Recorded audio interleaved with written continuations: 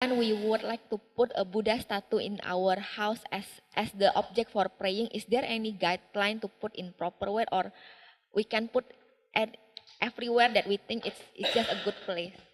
Okay, so this is another thing that Chinese are really worried about. Omito. I tell you a story. One day I got a telephone call from a lady in Singapore, and she was so frightened that she was hyperventilating. Like she was so frightened. And it took me about 4 or 5 minutes to calm her down. I said, take it easy. No problem. Tell me, what's the problem?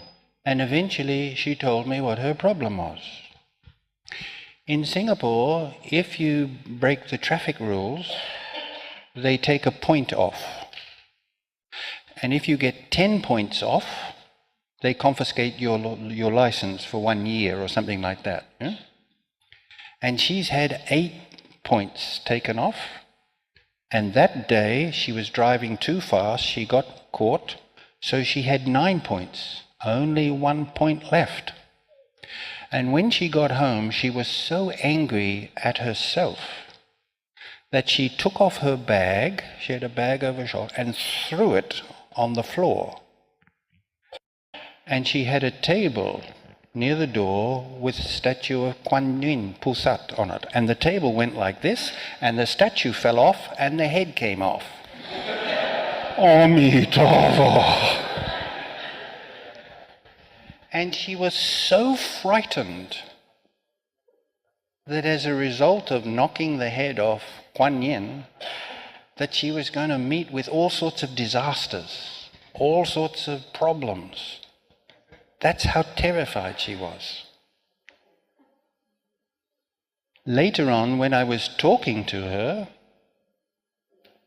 she told me that several years before, she had won the President's Prize as Businesswoman of the Year. Each year in Singapore, any woman who has been very successful in business or finance or something like that, they are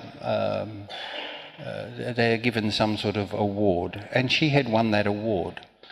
So from this I could tell clearly she must be a very intelligent, hard-working, sensible woman.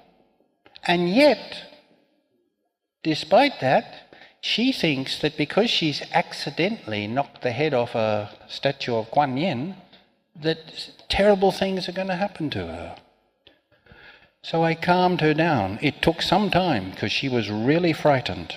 I calmed her down by talking to her, and then I said, look, I'm a Ang Mo. I don't know, what is Kuan Yin? And she said, Goddess of Mercy. I said, Goddess of Mercy? So she's sort of very merciful, is that correct? Yeah. So, Goddess of Mercy, okay. So we call her the Bodhisattva of compassion. So you think, because of an accident, because of something that you didn't intend to do, that this Bodhisattva is going to punish you.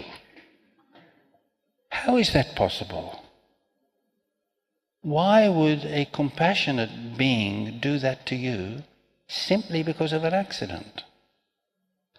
Oh, yeah, okay. And then I said, do you believe in Kuan Yin Pusat? She said, yes, I worship every day. And I said, do you think that that statue is Kuan Yin Pusat? And she said, he never really thought about it. Whatever Kuan Yin is not a piece of porcelain or a piece of wood or a piece of plastic or anything like that. That's not Kuan Yin. It's not even a representation of Kuan Yin. Kuan Yin doesn't look anything. You think Kuan Yin looks like that? This is just a symbol. Now, it would be interesting to be like that, wouldn't it? You could work in a factory and do 50 different things with your hands. Scratch your head and... Kuan Yin doesn't look like this. This is a symbol of Kuan Yin. The Buddha doesn't look like that. God, I hope he doesn't look like that. These are just symbols. So symbols are important, but they are not that thing. So I calmed her down, and then she sort of felt okay.